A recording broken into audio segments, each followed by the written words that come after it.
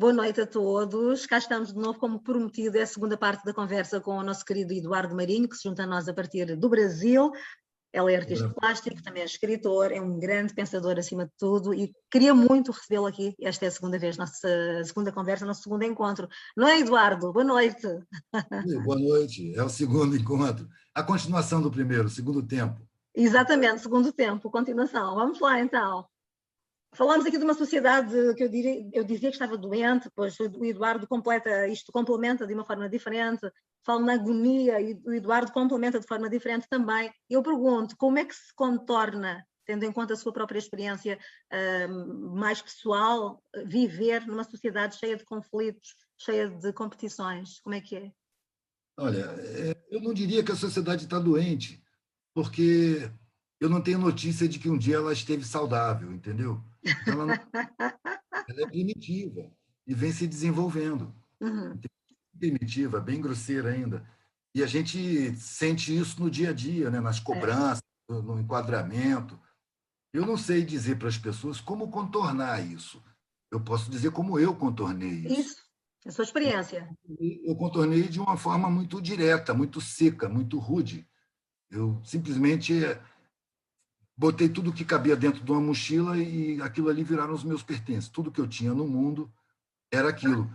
Inclusive com uma ajuda da família, porque eles cortaram relações comigo. Uhum. Aquela coisa de você, para nós, é um filho morto. Para eles era uma vergonha e eu passei a não fazer parte mais daquele grupo.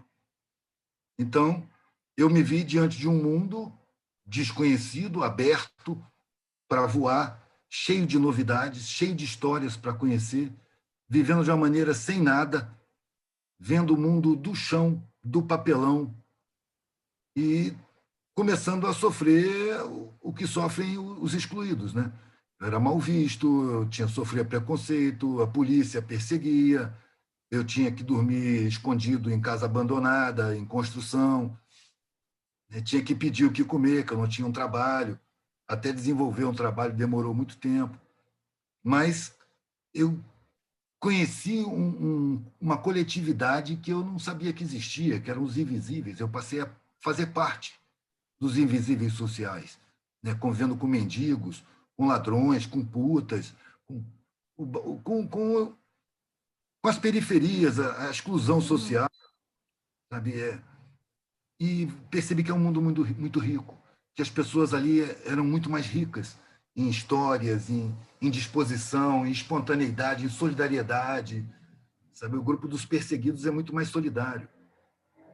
E isso me preenchia, isso não me permitia que eu sentisse falta dos confortos materiais, porque no meio dos confortos materiais eu sentia um desconforto interno muito grande, um vazio de significado, sabe? Vamos dizer assim, uma proposta medíocre de vida. Objetivos que satisfazem, manter conforto material, privilégio, de talvez luxos, coisas que eu sentia que não era o objetivo da vida, porque eu sempre tive em conta que a vida é uma passagem, ela acaba. O que eu vou levar? Eu não vou levar patrimônio. E o que me cobra o patrimônio?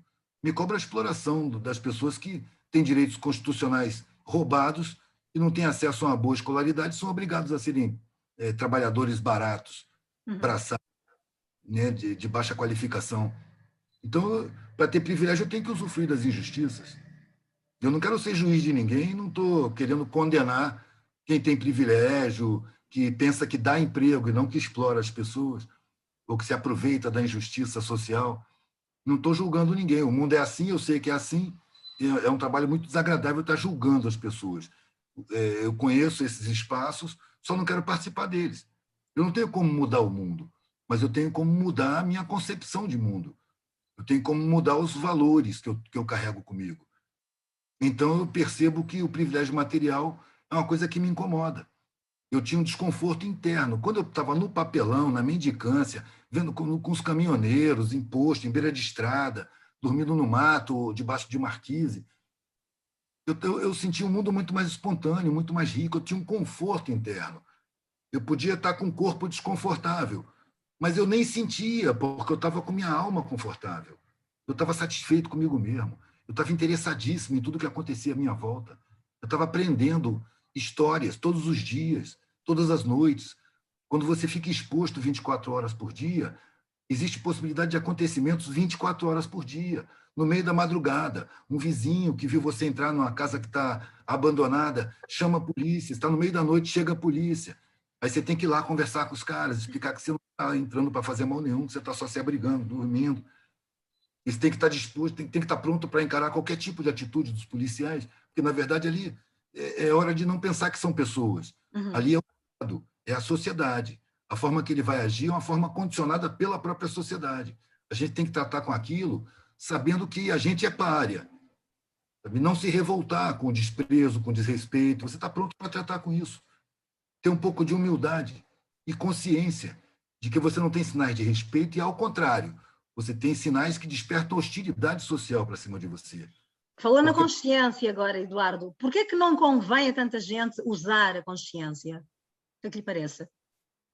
É aquela hierarquia, né? As pessoas colocam, a sociedade induz as pessoas a colocarem a conveniência acima da consciência. Isso. Se você for usar a sua consciência em todos os setores da sua vida, você vai ter que denunciar, você vai ter que reclamar, você vai ter que se recusar, entendeu? E se você fizer isso, seguir sua consciência, você vai ser reprimido. A sociedade, a estrutura do jeito que está formada, ela obriga você muitas vezes a engolir sua consciência, calar a boca diante da injustiça. Porque se você não calar a boca, você vai ser perseguido, você vai sofrer retaliação. Então, a sociedade te cobra a violação da sua consciência e o massacre dos seus sentimentos, se você tiver sentimentos mais refinados. Você tem que massacrar seus sentimentos pela sua conveniência, porque senão você perde direitos, você perde privilégios, você perde cargos, você ganha hostilidade, você ganha perseguição, você ganha discriminação. Para mim, essa ordem é invertida. Eu abro mão do respeito social para cumprir com a minha consciência. Eu não vou massacrar meu sentimento para ter benefícios que a sociedade me oferece. Eu perdi o respeito pela sociedade, pela estrutura social. É uma estrutura desumana, antissocial, discriminadora, escravista, exploradora, mentirosa. E perdendo esse respeito pela estrutura, eu perdi também a necessidade do respeito dessa estrutura comigo. Até pelo preço que ela me cobra para me respeitar, que é um preço que eu tenho que pagar no meu corpo abstrato. Eu tenho que pagar com a minha alma, com a minha consciência, com o meu sentimento. Não é à toa que se toma tanto antidepressivo entre as pessoas que têm privilégios, né, todos os direitos garantidos. Chega um ponto da vida que elas têm que tomar antidepressivo. Uma parcela enorme delas é obrigada a violar a consciência, é obrigada a conviver com as mazelas sociais sem se manifestar. Muitas vezes conivendo com aquilo. É uma cobrança social. É uma conclusão que eu cheguei quando eu fui para a rua, para a estrada, e falei, não vou por aí de jeito nenhum. Eu tinha enxergado que para manter minhas garantias, o respeito social, eu tinha necessariamente que violar minha consciência, eu tinha que massacrar minhas vocações, meus sentimentos, eu tinha que adequar minha visão de mundo, eu tinha que querer o que eu não queria, valorizar o que eu não sentia no meu coração, o menor valor. Eu falei, não. Contra a natura, não é? Não vale a pena viver, foi a minha conclusão. Assim, eu prefiro não viver, preferia morrer mesmo. Eu tive um sonho quando eu estava na faculdade. Aliás, foi uma das molas que me empurrou para fora. Eu tive um sonho que eu vinha correndo por cima de vários telhados. Na época, eu era atleta, então correr para mim era um exercício natural, não estava fugindo e nem perseguindo nada, estava só correndo. A característica diferente ali eram telhados. E chegou um telhado que eu subi e ele não tinha o outro lado do telhado, era uma parede. E eu passei direto e me vi no ar. Uau. Olhei para trás e olhei para a parede para ver se tinha onde eu me agarrar. E não tinha, era uma parede reta que dava num penhasco e o chão ficava a quilômetros de distância, era uma queda livre. Quando eu vi que não dava para me agarrar e olhei para o chão, eu vi riozinhos, eu vi plantações, eu vi que eu estava a quilômetros de altura.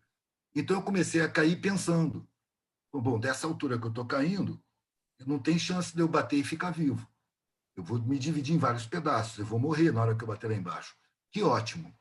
Porque eu estava vivendo a vida muito angustiada. Eu estava indo por um caminho que eu não queria ir. Eu já tinha maltratado meus pais quando eu saí do exército, que eles se decepcionaram muito. E eu não queria terminar a faculdade. Então, para ele, seria um golpe muito grande. E eu vivia aquela angústia, não querendo terminar a faculdade, querendo experimentar a vida aberta no mundo, mas sem coragem, para não ferir mais ainda a família. Então, quando eu percebi, concluí que eu ia morrer, falei, que ótimo. Então, vai acabar essa agonia e eu vou partir para o outro lado. Vou ver como é que é a espiritualidade. Na hora que eu embaixo, eu entro em outra dimensão. E aceitei a queda. Só que quando eu ia bater no chão, eu abri o olho e vi o meu quarto. Despertou. Eu falei, o que eu estou fazendo vivo? O que eu estou fazendo aqui? Eu tinha certeza que agora eu ia estar olhando para a espiritualidade. Eu estou num mundo onde eu não quero ver ninguém que eu vou ver hoje, eu não quero fazer nada do que eu vou fazer.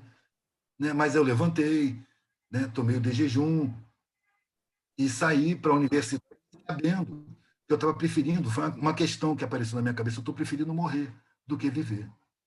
Eu preciso tomar uma atitude. Então, Incrível isso. Que idade é que tinha, Eduardo? eu tinha 19. 1980. Em 80. E em setembro de 80 eu larguei a faculdade. Porque eu encontrei um milionário com a enfermeira dele, um milionário muito velhinho, Sim. que era muito conhecido lá no Espírito Santo, saía em jornais e tal, mas que não trabalhava mais porque estava muito velho, morava na mansão sozinho, viúvo, os filhos moravam fora do Brasil, trabalhando na empresa dele, que era de exportação, importação, não sei, era uma grande empresa lá do Espírito Santo. E ele ficava ali, no saguão do prédio que eu morava. A mansão dele era vizinha a esse prédio, era uma mansão grandona, cor-de-rosa. E ele vinha para o saguão porque ali as pessoas paravam para conversar com ele. Ele era muito sozinho, ficava sentado com a enfermeira. Sabe? Eu sempre via, sabia quem era, mas nunca falava com ele além de cumprimentar, como vai, e passava. Depois desse sonho, logo depois desse sonho, eu ia saindo para a universidade e ele estava sozinho com a enfermeira e ele me mandou sentar. Eu passei, cumprimentei, opa, como vai? Ele falou, menino, senta aqui. E eu atribuo essas coisas à influência da espiritualidade, porque é exatamente o que eu precisava ouvir. Ele falou, olha, eu fiz da minha vida tudo o que me disseram para fazer. Eu estava fazendo da minha vida o que os mais velhos diziam para eu fazer. Eu manifestava a minha discordância e os mais velhos diziam que era porque eu era jovem. Você não sabe de nada, sabe? Não seja impetuoso, não estrague a sua vida, termine o seu curso, você vai entrar no mercado de trabalho. Eles me apavoravam, mas me dando conselhos amorosos. Então eu vivia naquela angústia. O sonho foi o primeiro sinal, e esse velhinho foi o segundo. Eu fiz o que mandaram eu fazer, eu fiz o que disseram que era certo. No fundo, o Eduardo não ignorou os sinais, não é? Não, pelo contrário. Imagina, o cara fala assim, eu construí empresa, mantive empresa, eu não vi o tempo passar, eu não pude conviver com a família, eu casei, tive filhos, mas eu vivia viajando, eu vivia no exterior, nem tirava férias, a família tirava férias, eu encontrava meus filhos e eu via que eles tinham crescido, eu estava vendo que eles cresciam rápido, eu sentia culpa, mas eu me convencia de que eu estava trabalhando para eles, pelo patrimônio deles, e para compensar minha ausência eu pagava pessoas muito bem qualificadas para educarem eles fora do currículo de escola, para educarem, darem aulas, para preparar eles para cuidar da empresa. Então, eles foram muito bem qualificados, por professores muito bem qualificados, especiais. Mas o tempo passou, eu envelheci, e eu não tinha pensado nisso. E eles assumiram cargos da empresa, eu fiquei muito satisfeito, mas eu já estava tendo diabetes, pressão alta, problema cardíaco, e chegou um ponto ali perto dos 80 que o médico falou comigo, você não pode mais trabalhar. Vai se divertir, vai descansar. E eu tive uma sensação horrível. Eu cheguei no fim. A partir dali, eu sinto como se a porta da morte está aqui na minha frente, pronta para abrir. Quando eu senti a porta da morte na minha frente, eu olhei para trás, olhei para a minha vida, e ela tinha perdido completamente o sentido. Tudo que eu fiz parece que não valia mais nada. Tudo que eu queria era o afeto dos meus netos. E nem falar minha língua eles falam, eu tenho que falar com eles em inglês, eu vejo eles uma vez por ano. Quando visitar no Brasil no fim do ano. Meus filhos são distantes, nós não temos relações afetivas porque nós temos muita consideração, mas não tem afeto, não tem intimidade. Eles fazem comigo o que eu fiz com eles. Eles moram lá fora e pagam para mim pessoas muito bem qualificadas para cuidar da minha saúde, até que eu morra. A sensação que eu tenho, essa frase, ela ficou ecoando na minha cabeça. A sensação que eu tenho é que mentiram para mim lá no começo da minha vida. E eu passei a vida inteira correndo atrás de mentira. E só agora que eu vou morrer é que eu percebi que era tudo mentira. As pessoas me veem como um vitorioso, um empresário de sucesso. E eu aqui dentro me sinto um derrotado, um fracassado na vida. Aí eu levantei do lado dele e fui direto para a universidade pedir desligamento. Eu não quero mais ser doutor. Cancelou a matrícula, né? Não quero mais saber o que vai acontecer. Que aconteça. Eu não vou por aí. Acabou. Não é uma decisão. Não tem escolha. Eu não posso escolher me frustrar. Então eu não vou por aí. Eu não sei por onde vou. Eu não sei o que eu vou fazer. Não sei do que eu vou viver. Não sei nem se eu vou viver muito. Mas eu não vou por aí. Se viver muito tem que ir por aí, então eu vou viver pouco. Porque eu não vou viver uma vida frustrante. Eu já estou me frustrando só de olhar para ela. Eu não vou seguir por aí. E o resto foi consequência. A família que não se conformou, cortou relações, meus filhos nasceram. Eu acho que tudo isso tinha a sua razão de ser. Em vários momentos, em várias situações, se eu lembrasse que tinha uma família poderosa na sociedade, eu teria pedido socorro. Mas eu já não sentia que fazia parte daquela classe. Uhum. Eu estava em uma classe muito mais numerosa de gente desprotegida. Eu estava desprotegido e é assim que eu me sentia.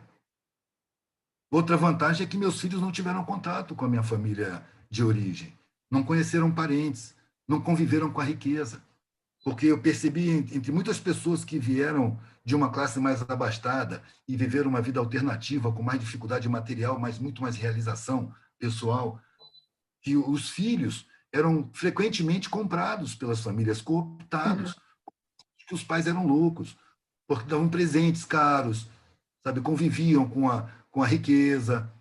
Então, os filhos muitas vezes eram seduzidos pelas famílias originárias de várias pessoas que eu conheci na minha situação. Não eram muitos, eram exceções à regra. Mas a aproximação com a família de origem era um problema. Então, eu vi o meu afastamento como providencial. Meus filhos só conheceram a minha família de origem da adolescência para cima. Até chegar na adolescência, eles já estavam formados, visão de mundo formada. Podiam entrar em contato. Se deixassem seduzir pela riqueza, seria por opção própria. Eles poderiam optar. Eles não iam ser seduzidos a partir do inconsciente. Entendeu? Iam fazer a sua opção pessoal. Claro. Então, quando eles entraram em contato, eles já estavam muito mais preparados para isso. Então, todo esse afastamento foi providencial. Eu não teria passado por vivências que eu passei se eu pudesse contar com socorro.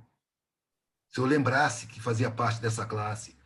E o meu esquecimento era tão total, que uma vez eu estava já no Rio de Janeiro, que eu morei em muitos lugares. Em 88, eu vim morar no Rio de Janeiro. E achei um restaurante natural, no Leblon. Um restaurante não, um supermercado de produtos naturais no Leblon. E o meu público, o público mais reflexivo, coincidia com o seu público que escolhe uma comida mais saudável. Entendeu? Então, eu expus na calçada em frente a esse supermercado, que as pessoas que saíam dali eram mais próximas do meu público, gostavam do meu trabalho. Eu vendia bem. Um dia, eu vi a minha irmã saindo dali, minha irmã mais nova, saindo do mercado. Eu olhei para ela e falei, Eliane. Ela falou, Eduardo, você está aqui, tá? A gente se abraçou, não se via nunca, né? Sim. E foi que eu me lembrei que meus pais moravam no Leblon. Ah, Não lembrava que eles moravam ali. Não passava pela minha cabeça que eu tinha pai, mãe, sabe? Não vinha na cabeça. Eu tinha meus filhos, eu tinha muito assunto para tratar, eu não lembrava. Não sei se é um mecanismo de defesa inconsciente, mas não lembrava. já fizeram as pazes, entre aspas, o Eduardo, neste momento, qual é a relação? Voltou a relacionar-se com a família? Meu pai e minha mãe já morreram, né? Mas Sério? quando a Dara tinha 14 anos, eu acho, 13, 14 anos, ela quis conhecer. E firmou o pé, não, eu quero conhecer, e foi. A partir dali, ela chegou de volta com um recado. Entrou em contato por telefone, chamaram para jantar. Ali, eu acho que eles já tinham percebido que o afastamento não ia me demover dos meus propósitos. E que se eles mantivessem o pé daquele jeito, a gente não ia mais se relacionar nunca mais. Eu já aceitava isso como natural. Aceitava que não ia me relacionar com meus pais nunca mais. E nem com nenhuma outra parte da família. Né? Talvez alguma exceção. Minha irmã, por exemplo, não tem hostilidade entre minha irmã.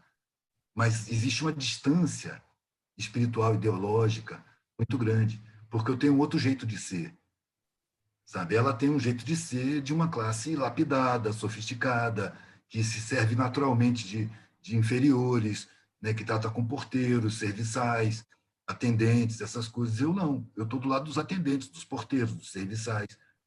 Tanto São que ela entende prioridades diferentes também, não é? totalmente, totalmente. Eu ia na casa dos meus pais, quando eu passei a ir na casa dos meus pais novamente, a convite deles, Uhum. foi melhor com os empregados do que com Acredito. a família. Entendeu? Parecia mais íntimo, eu era mais próximo, falava com mais liberdade, sabe, do que com eles, que eram mais formais, eu não podia falar de qualquer assunto. Eu já tinha aquele estigma, né, do condenado, do cara que é doido, que abandonou a família, né, que tem cheiro de comunista, que parece pobre. Que foge do comportamento padrão, né? Imposto. Totalmente, totalmente. A minha maneira de saudar os porteiros, sabe, deles serem efusivos comigo, ô, meu camarada, como é que é? Eles não têm assim ninguém, sabe? Eles não dão essa intimidade. Eu já tive do lado deles e eu queria ter essa aproximação com os serviçais. E eu queria ser legal com eles, mas existia uma barreira ali. Eu pertencia àquela outra classe. Ali não, ali é como se eles achassem que eu era igual a eles. Eles percebiam no meu olhar, na minha maneira de ser, acho que na minha frequência, na minha vibração pessoal, que eu era muito mais espontâneo, eu era como eles. E isso era fator de estranheza com os sofisticados, com os superiores, aqueles que aceitavam naturalmente a superioridade social que lhes era dada e reconhecida rotineiramente. Se você tiver tempo, eu te conto um caso aqui que Claro que aconteceu. sim. Força. Eu cheguei com a minha Kombi velha, né? Tinha acontecido um pouco antes um problema que eu cheguei com a minha Kombi e o porteiro abriu a garagem e eu estacionei lá dentro. E eu fui visitar meus pais. E quando eu saí, tinha um velhinho, morador, não sei, um desembargador, um almirante, um graduado social aposentado, brigando com os porteiros. Só que ele era surdo. E ele Ah, brigava com os porteiros que não podia deixar entrar carro de trabalhador. O trabalhador tem que ficar lá fora, no estacionamento, porque ele achou que a Kombi, porque os carros eram outro padrão, né? sim, sim.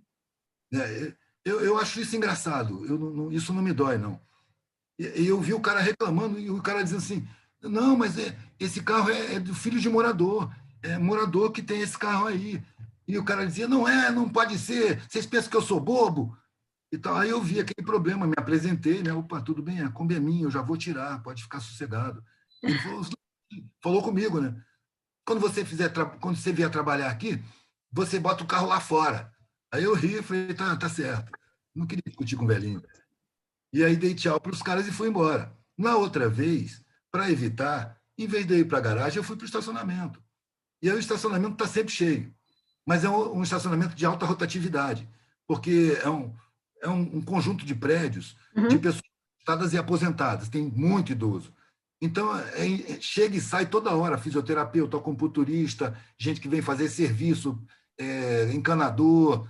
Então, tem muitas. Quando você chega lá e o estacionamento está cheio, tem uma vaga de espera, que é do Uhum. lado do dia, tem um guarda. Aí eu estacionei lá na vaga de espera e fiquei dentro da Kombi, esperando. E comecei a trocar ideia com o vigia. E o vigia era um cearense, de uma cidade lá do Ceará que eu tive lá, que eu conheci. Eu entrei num hotel lá, conhecidíssimo, de 5 estrelas, com teleférico. Eu entrei para pedir comida. E, por coincidência, o dono do hotel estava lá dentro e gostou muito de mim, ficou muito meu amigo. Ele me convidou, fiquei um tempo lá naquele hotel, usufruindo. Depois eu peguei a estrada viajando de carona, entrei para pedir comida. Sim. E aí, quando o cara falou aquela janela, eu contei a história, falei o nome do dono do hotel, ele conhecia, falou, rapaz, é mesmo, é verdade, você esteve lá, você conheceu. Eu estava conversando com ele, esperando uma vaga, quando desceu o filho da minha irmã, do prédio, desceu com o filho dele. Ele é um engenheiro formado na Europa, aqui no Brasil isso tem um valor ridículo, mas tem um valor enorme. Então, ele tinha um alto grau de vencimentos, né? Ganhava Seu muito dinheiro. sobrinho, portanto. Meu sobrinho, eu nunca vi ele criança, entendeu? Então é difícil Uhum. para mim, sobrinho. Ele também não me chama de tio, pelo Não? nome. Não. Todos eles me conheceram grandes, né? Não me tem como. E eu era um maldito para eles, né? Esse cara aqui sacaneou todo mundo. Aquela condenação implícita e não pronunciada. Sim. Desceu do prédio e veio caminhando. E eu olhando para ele e achando irônico, que eu estava reconhecendo no caminhar dele, na postura corporal, sabe, aquela segurança superior de um protegido social. E ele veio andando na minha direção, né? Eu não gosto muito de perceber essas coisas, porque, afinal de contas, ele é meu parente, mas não Claro. posso deixar de perceber. E ele vinha caminhando daquela maneira, e eu imaginando, se esse cara tivesse num carro que quebrasse na porta de uma favela, ele teria uma outra posição corporal, com certeza absoluta. E ele veio vindo na minha direção e chegou junto da janela. Olhou para mim e falou: Eduardo, tudo bem? Esticou a mão, apertou minha mão, nem olhou para o vigia. O uniformizado estava do meu lado. O cara estava sentado numa cadeira, numa vigia, assim, a 1 metro de altura, para tomar conta do estacionamento, né? De bonezinho. Sim. Ele para o cara. Ele me cumprimentou: Eduardo, tá fazendo o quê aqui? Eu falei: estou esperando, mano. Vai sair um carro desse aí, eu estaciono. Mas por que você não põe lá dentro? Eu falei: não, porque na outra semana, quando eu vim aí, teve um problema lá, um cara achando que esse carro de trabalhador, que não pode estar brigando com os porteiros, para não dar problema para os caras, eu preferi ficar do lado de cá, para não dar problema para os porteiros. Né? Mas já vai. Ele falou: mas pode demorar, né, cara? Eu falei: já vai sair um carro e eu estaciono. Pode demorar, você pode ter que esperar um tempão. Eu falei: não tem problema não, cara. Eu conheci o Juarez aqui, lá do Ceará, de Tianguá, aí apontei para o vigia, e a minha. Estou conversando com um cara aqui, mano, ele conhece o lugar que eu já fui, que eu dormi, que eu entrei para pedir comida, estamos trocando a maior ideia aqui. Nesse momento ele viu o cara. Porque para ele, na formação, na criação dele, aquele cara é invisível. Ele está ali naturalmente. Ele faz parte do cenário. Sabe? Ele é uma máquina. Como se não fosse uma pessoa. Mas nesse momento eu apontei para o cara e falei que o cara tinha história, que eu estava trocando histórias com ele. E aí, nesse momento, ele olhou para o cara, mas só olhou. Olhou para o cara, falou: como vai? Tudo bem? E voltou: olha, ainda ali na banca de jornais, vou comprar uma revista, e na volta eu passo por aqui. Aí ele falou: tá. Tudo bem. Eu falei, né? Tá bom, tá bom. Aí ele foi. Aí eu olhei e falei: senhor, meu irmão, você me desculpa, cara, isso aí é meu sobrinho, entendeu? Nem te cumprimentou nem nada porque ele é criado desse jeito. Ele falou: não, aqui todo mundo é assim, cara. Aqui a gente está acostumado, nem ligo para essas coisas, não. Falei: ah, tá, você está acostumado é mesmo, não tinha pensado nisso. Ele falou: mas você tem parente aqui? Eu falei: tenho, cara, minha mãe e meu pai moram nesse prédio aí. Ele falou: nem parece. Cara, eu me senti elogiado. Claro. Incrível isso, incrível. Puxa, Eduardo, Parece pobre. Falei: mas é que eu sou mesmo. é verdade. Neste caso, está a contar aqui uma história de alguém que, enfim, acaba por ser da família e que é seu sobrinho. Mas passando desse caso particular para o geral, não sente que isso é uma quase que normalidade, o chamado complexo de superioridade, não é? É cada vez mais Claro, evidente, não é? claro. Eu acho que isso é artificial, acho que isso é induzido. A classe dominante é induzida a ter superioridade. Isso aí anestesia o senso de justiça. Mas o pior é que eles acreditam mesmo nisso, não é? Claro, anestesia a consciência. Sabe, se eu considerar o meu empregado um ser humano igual a mim, eu vou me sentir injusto de pagar ele um dinheiro que eu jamais aceitaria para viver. E eu não quero me sentir injusto. Né? Não me convém me sentir injusto. Aí eu coloco a minha conveniência. Eu preciso acreditar que eu sou superior a ele. E que eu pagar essa mixaria para ele é um favor que eu estou fazendo a ele. Eu estou dando um trabalho a ele. Eu não estou explorando um cara que foi roubado nos seus direitos constitucionais. Para isso é preciso pensar profundo. Então convém não pensar profundo. Por isso que quem pensa profundo é marginalizado, é estranhado, é discriminado.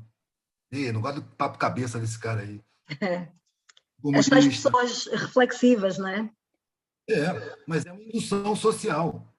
Entendeu? Não é para eu condenar o usufrutuário dos Sim. privilégios. Sabe? O que me incomoda não é o privilegiado, é o lugar do privilégio. Mas ele foi construído ali. Quem nasce ali não tem culpa de nascer ali. Assim como quem nasce na pobreza não tem culpa de nascer ali. Cada um é formado de acordo com o seu lugar social de nascimento, de preferência. Entendeu? Então, o cara que nasce no meio dos privilégios, ele acostuma ver os pobres como inferiores e os mais ricos do que ele como superiores. É uma indução social. É uma sociedade que não tem no ser humano o seu centro de importância. É uma sociedade que está centrada nos interesses de um punhado de parasitas sociais podres de ricos que dominam a partir do internacional, né, dos bancos internacionais, dominam né? As 100 maiores empresas do mundo têm receitas maiores do que países. Então, nós estamos na sociedade empresarista, não humanizada ainda, que caminha na direção da humanização há milênios. Nós estamos participando dessa caminhada, mas ela ainda é empresarista, impõe valores empresaristas, visões empresaristas, coisificantes, patrimonialistas, comportamentos também nesse sentido, objetivos de vida, desejos, visões de mundo, tudo a partir da visão empresarista. Você vale o que você tem. Você não vale pelo seu sentimento, pelo seu caráter, pela sua vocação. Você vale pelo seu patrimônio. Você vale pelo seu poder econômico. Vamos dizer assim, são características de uma sociedade primitiva, que ainda não alcançou o patamar de humanidade. A gente está no ensaio. Nós estamos começando a perceber e desenvolver isso que se chama sentimento de humanidade. Isso é o epílogo. Você vê, tem milênios de história. Em 1950, na década de 50 ou de 40, por ali, começou-se a falar pela primeira vez em direitos humanos. Uhum. Uma expressão exótica, que hoje é tratada com preconceito. Então, leva um tempo para se assimilar esses conceitos, essas ideias, mas elas já são consequência de uma busca de humanização social. A gente tem essa busca coletivamente, a gente tem essa busca individualmente, mas ela é mantida no inconsciente pelas pressões da sociedade, pela própria estrutura. A formação da estrutura obriga você a introspectar, a guardar isso como seu, porque isso o mundo vai contra. Não é interessante para a sociedade o pensamento profundo. Infelizmente. Não é a palavra radical, que significa buscar a raiz, ir à raiz, tratar da raiz, né? A palavra radical teve o seu significado deturpado. Quando você escuta falar essa pessoa é radical, o que você... Associamos a outra coisa. É agressiva, é violenta, Exato. é intolerante, é desagradável. Ser radical é ser desagradável. Entendeu? É uma indução, é um trabalho na psicologia do inconsciente, é no inconsciente da gente. E o pior é que pega, né? Você já reparou como é que hoje você fala individualismo e se compreende egoísmo? Exato. É como se fossem sinônimos. Pensa bem, individualismo deveria significar o respeito ao indivíduo. É uma situação em que o indivíduo, seja ele como for, ele está no centro de importância. Uhum. Ele pode ser verde, ele pode ter orelha pontuda, ele pode ter cabelo vermelho, ele pode ser como for. Se ele tem uma atitude respeitosa, ele merece respeito, seja ele como for. É o respeito à individualidade de cada um. É o respeito ao indivíduo, seja ele como for. Sem discriminação. Mas nós estamos na sociedade da padronização. É preciso cobrar um comportamento padrão. É preciso cobrar valores padrão. É preciso cobrar que você seja igual. Então, o individualismo é subversivo a esse modelo de sociedade. Aí deturpa-se o significado da palavra individualismo e transforma-se em egoísmo. Quem pensa só em é egoísta, não é individualista, porque não respeita os indivíduos. É ele o maior de todos. É ele o principal do mundo. Esse cara não pode... Ele e o seu ego, né? Egoísmo. O seu ego, exatamente. Então, mas aí deturpa o significado. Eu acho que é um trabalho profundo em todos os sentidos, para trabalhar no inconsciente, para as pessoas rejeitarem o que significa humanidade, o que significa na superação desse modelo de sociedade. Então, a sociedade ela constrói o formato revolucionário padrão. Por quê? Porque na consciência de que a sociedade é injusta e vai despertar o senso de justiça das pessoas, vai gerar resistência, contraposição, aí se constrói as formas de se contrapor. É pela revolução, é pelo controle da massa, é pela organização dos de baixo, é mantendo os patamares. O cara entra na academia, ele começa a se sentir superior, ele quer conduzir as massas, ele não quer servir as massas. Entendeu? É o revolucionário construído, que interessa ao sistema. Porque a existência desse tipo de revolucionário, que não ameaça a estrutura social, apesar do barulho que pode provocar, a existência desse revolucionário não muda a forma. O que ele propõe? Ele propõe trocar, vamos dizer assim, a hierarquia econômica pela hierarquia ideológica, intelectual. Ele mantém a hierarquia, ele mantém a massa sendo controlada. entendeu? Ele não se percebe como ele é. Ele recebe as induções da sociedade. Ele acaba querendo mudar uma sociedade que ensina que tudo que você tem que conseguir na vida é competindo, é disputando, é confrontando. E ele quer mudar essa sociedade competindo, confrontando e disputando espaço. Ele está exercendo programações sociais. Ele não vai mudar a sociedade nunca dessa maneira. Ele precisa desfazer essas programações. Ele não faz a revolução interna. Ele não se percebe condicionado. Na arrogância que ele recebeu como indução, ele não percebe as próprias falhas. E qualquer um que apontar as falhas dele, ou tem uma qualificação maior do que a dele, ou não merece crédito. Ele desqualifica os que apontam para as falhas dele.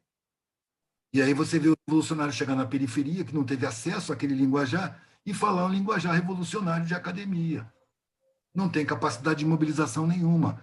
E ainda servem ao sistema de uma outra maneira, que o sistema social ele cria uma fachada de democracia, constrói instituições democráticas, totalmente infiltradas e dominadas por interesses econômicos, por pressões econômicas. Mas, para provar que isso funciona, ele aponta para esses revolucionários. Está vendo? Eles podem falar assim porque isso aqui é uma democracia. Se não fosse a democracia, eles não poderiam falar assim. Então, esses caras pensam que estão contestando a sociedade e estão colaborando, mantendo a alienação, a começar de si mesmos, aceitando a realidade que é forjada, que é fabricada, que é artificial. Quando, no fundo, os mais importantes, os mais necessários, os mais fortes, são os que constroem a sociedade, que carregam a sociedade nas costas. São tidos como inferiores sociais. São eles que aguentam o peso da sociedade todo. Eles que botam asfalto, que costuram as roupas, que plantam, que colhem, que transportam, que trazem, que preparam, botam um tijolo em cima do outro. O engenheiro não pega na massa, não pega no tijolo. Quem pega é a maioria pobre. São esses os mais fortes. E aí, com essa indução à superioridade dos revolucionários acadêmicos, eles se tornam incapazes de servir de verdade a população e levar o saber para onde está a sabedoria. Eles nem conhecem a sabedoria. Eles acham que escolaridade é fator de superioridade ou inferioridade. Enquanto que a gente percebe que fator de superioridade e inferioridade é caráter, é sensibilidade, é criatividade, são as vocações, é a parte abstrata do ser que cria a hierarquia. E essa hierarquia nunca é imposta. Essa hierarquia ela só pode ser exercida. Ela não se impõe, ela se mostra, porque ela não precisa ser colocada, ela é. Não é mais. Já que falamos de injustiças, falamos desse complexo de superioridade, de inferioridade, eu queria introduzir aqui, só aqui a ver, controlar o nosso tempo, queria introduzir a questão do preconceito, da discriminação, os insultos que daí advêm muitas vezes e tentar compreender na sua perspectiva também se de facto é efetivamente assim. Ou seja, essa história dos insultos dizem muito mais de quem os atira do que propriamente de quem é alvo, certo? Ah, sim, claro. Claro, mas o insulto é aquela coisa, é a bolha que estoura na superfície. Sim. Ele tem muito profundas e estão enraizadas na história do escravismo, da exploração, da expoliação, do saque. Então, criou-se como que esse sistema civilizatório europeu, ele necessita de saque, de escravidão e de miséria. Então, quando começou a Europa a se expandir pelo mundo, como a Europa tem uma população pequena, ela pôde estender as suas dragas para as colônias. Chegaram se impondo na base do canhão, dominaram os territórios, dominaram as populações, muito mais numerosas do que na metrópole, e puderam investir na metrópole em direitos para a população, porque puderam transferir para as colônias a miséria, o saque, a escravidão, a expoliação. Então, as metrópoles transferiram para as colônias e aí trataram de criminalizar as vítimas, que é uma estratégia usada desde os impérios antigos, romano, egípcio, que você domina, escraviza e inferioriza, criminaliza, culpa a vítima. Eles estão sendo escravizados porque são inferiores. É um favor escravizar. É um agente inferior. Nós estamos dando oportunidades para eles. Então, cria-se uma inferioridade artificial para justificar o abuso, a imposição, o saque. E isso aí passa por gerações. E isso é introduzido na mente do oprimido, não é? E vira DNA do oprimido e do Claro. opressor. O opressor que nasce opressor, ele pode ser um cara bom de coração. Uhum. Ele vai oprimir porque é papel da classe dele. Ele pode oprimir sem tanta violência, sem tanta agressividade, mas ele não abre mão do sentimento de superioridade dele. A não ser que seja uma exceção raríssima. Mas, em geral, as exceções só de sentimento se adequam à situação e usufruem. E precisam, para sua conveniência de consciência, acreditar na sua superioridade. É uma necessidade. Agora, quando você tem isso introjetado no fundo do inconsciente das pessoas, e você tem pessoas que têm as características da superioridade, quando essas pessoas, quando essa mentalidade depara com a negação dessa verdade, ou seja, pessoas de outras etnias demonstrando capacidades, alcançando lugares sociais que antes eram negados, isso vira ódio. Isso vira ódio. Porque a aproximação daquele julgado inferior dá a sensação de que ele está se inferiorizando. Então ele reage violentamente. É uma E espécie pior, de ameaça, o outro, né? sim, ele tem medo. Frequentemente, a fonte do ódio é o medo. É o medo. O cara tem medo da igualdade. Ele precisa da superioridade. É uma espécie de insegurança existencial. Ele só se sente seguro sendo superior. Se ele se sentir igual, alguma coisa diz a ele que ele é mais fraco do que aquele outro lá. Então, aquele outro tem que estar abaixo para amparar ele, para servir a ele, e não para competir com ele. Ele intui que os empregados são mais fortes. Então, ele teme a igualdade. Porque, e são mais fortes, ele intui com razão. Porque quem trabalha com mais dificuldade, quem tem que superar mais dificuldade, realmente se torna mais forte. Não é uma superioridade espiritual, é fruto da prática cotidiana. Se ele está sempre se servindo, se tudo para ele é fácil, é confortável, sempre tem quem faça tudo para ele não vai saber fazer as coisas. Enquanto que as pessoas que estão fazendo, que precisam fazer, que perdem, que superam, que têm dificuldade, essas pessoas ganham força, ganham mais capacidade de superação. E são realmente mais fortes. Isso ainda vai ser reconhecido. Ah. Isso nota-se no dia a dia, inclusivamente, não é, Eduardo? Embora esse medo e essa raiva, esse insulto, essa rejeição, é uma espécie de reconhecimento. Entendeu? No É uma fundo forma é isso, não é? de estar reconhecendo que você é mais forte. Então ele te agride, porque você não é não mais forte do que eu. É uma estratégia muito baixa, Eduardo. Estratégia baixa. Como é que o Eduardo olha para a realidade que o racismo representa hoje? Não é um Olha, fenómeno de hoje, mas como é que olha para esta realidade que o racismo representa? Como é que vê esta questão do racismo tão falada, agora mais do que nunca, até, na verdade? está sendo mais falado agora, né?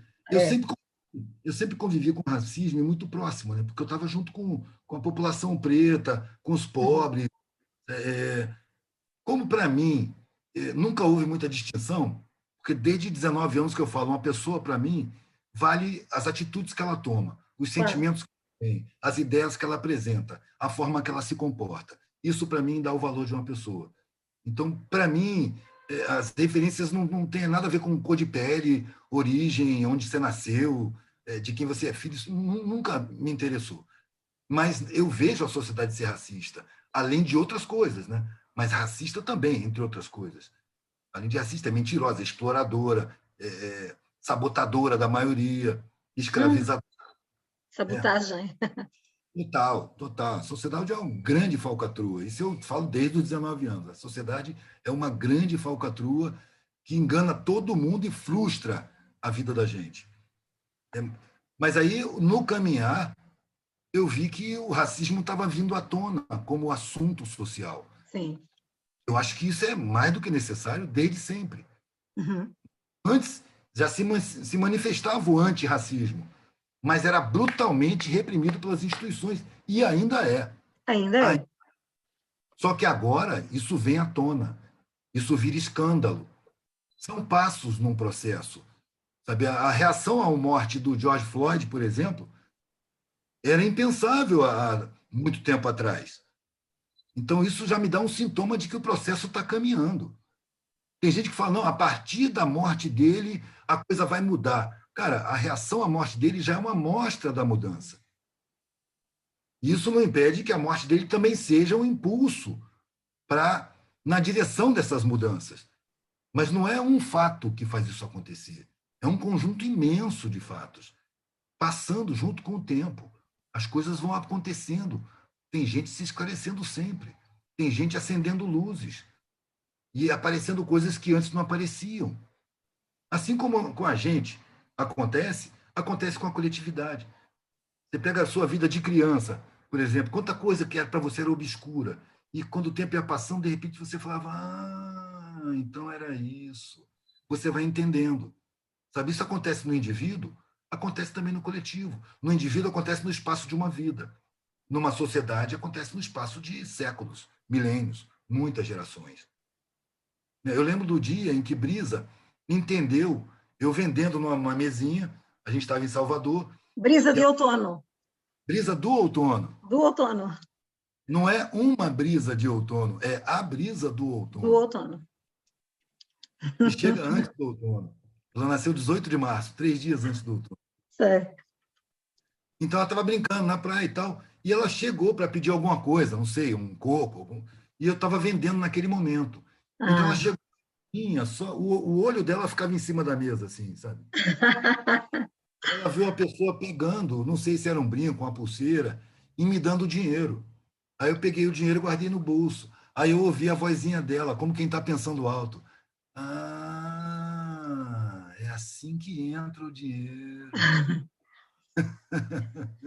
Aí ela entendeu por que eu ficava em casa torcendo arame, metendo miçanga. E aí aquilo ia virar dinheiro para comprar água de coco para ela, para comprar o peixinho dela. E assim como a gente vai descobrindo as coisas individualmente, a sociedade também. Só varia o tempo. Compara a vida de uma pessoa com a vida de uma sociedade, né? A nossa já está com quase 3 mil anos. A sociedade que nasceu na civilização greco-romana e que está reinando até hoje, né? Através da Europa, que vai ser suplantada em breve, espero eu. A gente trabalha para isso. O desenvolvimento da estima dos povos. Os povos perceberem que essa inferioridade que lhes é imposta, lhes foi imposta historicamente pelo colonizador, por interesse no saque, na escravização, para transformar a terra deles no primeiro mundo que é hoje, às nossas custas, às custas do resto dos territórios do mundo. Nem a China, uma cultura milenar, escapou dessa violência. Até a China foi retalhada, né? Está lá Macau, língua portuguesa, não está? Hong Kong. Falando inglês. Exatamente, a colónia britânica. Entretanto, estamos quase a controlar o tempo, porque depois isto... 3 minutos. Falo sem parar, cara, controla mesmo. Não, é só o tempo. Não, aqui quem fala a palavra é sua. O Eduardo é que tem de falar. Mas estava a ver as horas. Nada como caminhar passo a passo, então, nesse caso, não é? Dizia-me isso há pouco antes de nós começarmos essa caminhada. Não tem pulos. E em que direção, Eduardo? Estamos a concluir. Em que direção? A humanização e a harmonia social. A harmonia planetária. E depois vai ter outro objetivo, que vai ser a harmonia cósmica. A gente ainda não sabe o que é isso. A gente ainda está precisando da harmonia planetária. A gente não respeita a vida. A gente não respeita, não é só a sociedade, essa sociedade, esse modelo social. Não respeita o ser humano. Não respeita a vida do planeta. E é por isso que a sociedade humana se tornou suicida. Porque você não pode envenenar, poluir, sujar eternamente. Né? O planeta já começou a se sacudir. O que é que fica? O que é que fica? No final, o que é que sobra? O que é que nos resta? O amor, por exemplo? O amor permeia tudo isso. O amor permeia desde o primitivismo até a parte mais evoluída. Eu acho que ele vai se ampliando. Né? O amor, nesses tempos, é uma espécie de heroísmo. Se você ama de verdade, sinceramente, irrestritamente, é uma espécie de heroísmo. Você busca, porque esse amor é subversivo. Entendeu? Mas ele permeia tudo e está seguindo com a gente. E vai continuar seguindo. E eu acho que cada vez mais claro e mais abrangente. E as pessoas vão percebendo que é muito mais saudável, é muito mais agradável, é muito mais pacífico traz paz de espírito a gente ir nessa direção do que estar cumprindo os ditames sociais de competir, disputar, possuir, acumular, exercer superioridades que são falsas, que são ilusórias. Nem há saúde para tanto, não é? Eu acho que a gente precisa aprender a desapegar para ter paz de espírito, a se harmonizar. Nós falávamos sobre o desapego, né? Antes de começarmos aqui a conversar. Alcançar o amor nas atitudes, nem que seja por egoísmo, nem que seja para conquistar o bem-estar pessoal. Porque, com certeza, a gente conquista o bem-estar. Pelo menos com a própria consciência. Com essa sociedade é impossível ter bem-estar. Não dá. Mas não há bem-estar, não há paz. Essa é a paz que as pessoas reflexivas dispensam. Eu não posso ter paz com o mundo, mas eu preciso ter paz com a minha consciência. Eduardo, obrigada mais uma vez. Nem sei como agradecer, sinceramente. Não precisa, eu que te agradeço. Valeu. É sempre bom a gente jogar sementes. Onde cair em terra fértil, a possibilidade de brotar. É isso. Estou muito contente. Sabe, eu queria muito recebê-lo, né? Queria muito estar aqui à conversa consigo. E isso acabou por acontecer, né? Ainda por cima em 2 conversas, uma primeira parte e este segundo momento tão bom. Uma coisa é ouvir os seus vídeos, né? Outra coisa é estar assim à conversa consigo. É outra coisa, é fascinante. Estou muito feliz, parabéns. Diga. Eu acho que talvez eu não tenha dito nenhuma novidade para você, se você já assistiu o que eu disse por aí. Eu falo muito. É sempre uma lição de vida ouvi-lo. Não. Traz sempre. É isso que é interessante em si, aliás. Traz sempre algo de novo, não é? E eu valorizo muito isso. O que de novo se consegue trazer e a forma como nós comunicamos. Há muita gente que sabe muita coisa, etc., e depois não sabe partilhar, não é? E o Eduardo tem essa vantagem, não é, de falar numa linguagem muito acessível, de partilha total. A vida é partilha, não é? Viver é partilhar também. Então, isso aproxima, acima de tudo, as pessoas, não é? E contrasta com aquilo que o Eduardo dizia em relação à linguagem mais académica, que afasta. É esta linguagem que nós queremos, que aproxima, não é? Digo eu. É o que eu sinto, pelo menos. Entende, isso. Eduardo? Daí o meu beijo de gratidão bem grande. E a gente fala. Um beijo. Até a próxima. Tchau. Obrigada a todos que nos acompanharam. Nosso convidado especial, Eduardo Marinho. Ele que é um grande pensador, escritor e é um grande artista plástico também. Um grande artista. Continuação de sucessos. Diga. Um artista grande. 1,88 m. Uau! Maravilha. Eduardo, beijo grande. Vou parar aqui e a gente já fala novamente, tá? Um beijo. Obrigada a todos. Tchau.